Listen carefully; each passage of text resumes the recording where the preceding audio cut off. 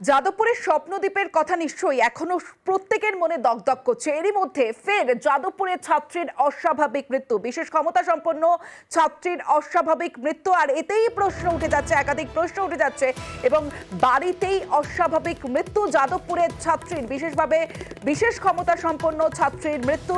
যাদবপুরে ছাত্রীর অস্বাভাবিক মৃত্যুতে একাধিক অভিযোগ পরিবারের, আর বিশেষভাবে সক্ষম ছাত্রীর মৃত্যুতে অভিযোগ দায়ের হয়েছে। সরাসরি চলে যাব, রকি চৌধুরী রয়েছে আমার সঙ্গে, রকির সঙ্গে কথা বলবো। রকি, পরিবারের ঠিক কি অভিযোগ? ওই যে ছাত্রী, সেই ছাত্রী কি পরিবারকে কিছু জানিয়েছিল আগে?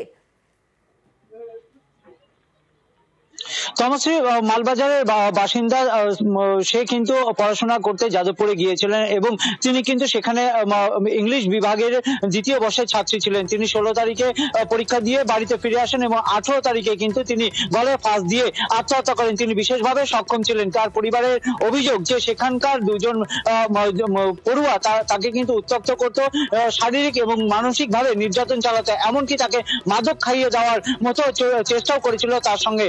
এমনকি তাকে নানানভাবে ফোনে হুমকি দেওয়া হতো এবং যার ফলে তিনি বিষাদগ্রস্ত হয়ে গিয়েছিলেন। তিনি নিরাপত্তাহীনতায় ভুগছিলেন, যার ফলেই কিন্তু তিনি আত্মহত্যার পথ বেছে নিয়েছেন বলে পরিবারের অভিযোগ। ইতিমধ্যেই কিন্তু মালবাজার থানায় পরিবার তরফ থেকে দুজনের নামে অভিযোগ দায়ের করা হয়েছে। এর পাশাপাশি যাদবপুর ইউনিভার্সিটিতেও কিন্তু একটি লিখিত অভিযোগ দায়ের করা হয়েছে। এই ঘটনায় রীতিমতো প্রশ্ন মুখে পড়ে গিয়েছে যাদবপুর ইউনিভার্সিটির, সেখানে যে যারা পড়ুয়া থাকেন তাদের নিরাপত্তা নিয়ে। কারণ বারংবার কিন্তু যাদবপুরে একের পর এক ঘটনায় কিন্তু প্রশ্নের মুখে উঠে আসছে তাদের নিরাপত্তা। কারণ ছাত্ররা যারা বাইরের থেকে পড়তে যান তাদের নিরাপত্তা কোথায়, যেখানে র্যাগিং এর মতো ঘটনা ঘটছে, এমনটাই কিন্তু অভিযোগ তুলেছে পরিবারের সদস্যরা। তারা দাবি জানিয়েছে অভিযুক্তদের যেন অবিলম্বে গ্রেপ্তার করা হয় এবং শাস্তিমূলক পদক্ষেপের দাবি জানিয়েছেন পরিবার এবং সিনিয়রদের বিরুদ্ধে অভিযোগ পরিবারের। আমার পাশে দাঁড়িয়ে একটু যদি সহযোগিতা করতে পারেন, প্রশাসনিক লেভেলে একটু চাপ সৃষ্টি করুন যাতে তারা এই ব্যাপারটা নিয়ে দ্রুত এগিয়ে যায় আর যারা মূল অভিযুক্ত তাদের বিরুদ্ধে উপযুক্ত শাস্তিমূলক পদক্ষেপ নেয়। সবার তো আর সহ্যের একরকম ইসে থাকে না। আমার মেয়ে সহ্য করতে পারেনি, মানসিকভাবে ভেঙে পড়েছিল, তাই আজকে ওকে অকালে আমাদের হারাতে হলো।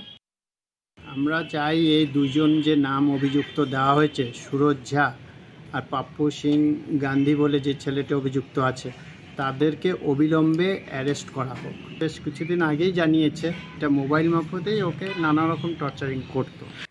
যাদবপুরের ছাত্রী রেনেসা দাসের অস্বাভাবিক মৃত্যু, আর এরপরই তড়িঘড়ি বৈঠকে যাদবপুরের সহ উপাচার্য ও রেজিস্ট্রার। কি পদক্ষেপ, কি বলছে যাদবপুর কর্তৃপক্ষ? সরাসরি চলে যাব, সোমরাজ বন্দ্যোপাধ্যায় রয়েছে আমার সঙ্গে, সোমরাজের সঙ্গে কথা বলবো। সোমরাজ, যাদবপুর ইউনিভার্সিটি সেই কর্তৃপক্ষ তারা কি বলছেন?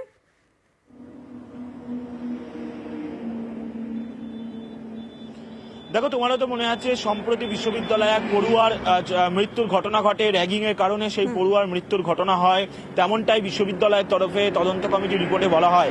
তারপর থেকে বিশ্ববিদ্যালয় কর্তৃপক্ষ ছাত্রছাত্রীদের কাউন্সিলিং করা থেকে শুরু করে একাধিক পদক্ষেপ নেওয়ার কথা বলেছিল, কিন্তু বিশ্ববিদ্যালয়ের দ্বিতীয় বর্ষের এক ছাত্রীর অস্বাভাবিক মৃত্যুর ঘটনায় ফের বিশ্ববিদ্যালয়ের ভূমিকা নিয়ে প্রশ্ন উঠল। বিশেষত যাদবপুর বিশ্ববিদ্যালয় কর্তৃপক্ষ যখন কাউন্সিলিং করার কথা বলেছিলেন, মনস্তত্ত্ববিদদের নিয়ে ছাত্রছাত্রীদের তারা কাউন্সিলিং করাবেন, একাধিক পদক্ষেপ নেওয়ার কথা বলেছিলেন, কিন্তু আদৌ কি সেই পদক্ষেপগুলো বিশ্ববিদ্যালয় কর্তৃপক্ষ নিয়েছিল?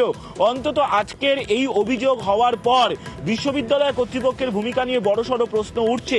প্রশ্ন তুলছেন বিশ্ববিদ্যালয়ের অধ্যাপকদের একাংশ। ছাত্রীটির পরিবারের তরফে শারীরিক ও মানসিক নির্যাতনের অভিযোগ আনা হয়েছে এবং যে অভিযোগ আনা হয়েছে তা হয়েছে বিশ্ববিদ্যালয়ের ক্যাম্পাসে তাকে শারীরিক ও মানসিকভাবে নির্যাতন করা হয়েছে। আর এখান থেকেই প্রশ্ন উঠছে বিশ্ববিদ্যালয়ের অ্যান্টি র্যাগিং স্কোয়াড থেকে শুরু করে একাধিক যে পরিদর্শক দল থাকে তারা এই জায়গায় দাঁড়িয়ে কি পদক্ষেপ নিল প্রথম বর্ষের পড়ুয়ার মৃত্যুর ঘটনার পর। যদিও বিশ্ববিদ্যালয় কর্তৃপক্ষ জানিয়েছে যে আগামীকাল সব বিভাগীয় প্রধানদের ডাকা হয়েছে মূলত এই ঘটনার প্রেক্ষিতে কি পদক্ষেপ নেবে তা সিদ্ধান্ত নেওয়ার জন্য। আমাদেরও নজর থাকবে।